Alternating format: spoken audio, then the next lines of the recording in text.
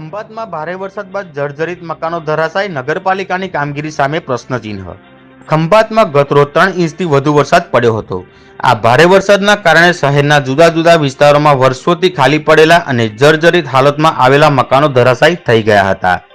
આ મકાનો વર્ષોથી ખંભાત છોડી બહાર વસેલા લોકોના છે, જે મકાનોનું સમયસર સમારકામ કે નિર્માણ કાર્ય કરાતું નથી. પરિણામે દર વર્ષ વરસાદી પાણી મકાનની દિવાલોમાં ચીરો પાડે છે અને આવી દુર્ઘટનાઓ સર્જાય છે. અન્ય કોઈ મોટી જાનહાનિ ન થઈ હોય તે સદભાગ્ય ગણાય, પણ આ સ્થિતિએ ખતરાની ઘંટડી વાગી ગઈ છે.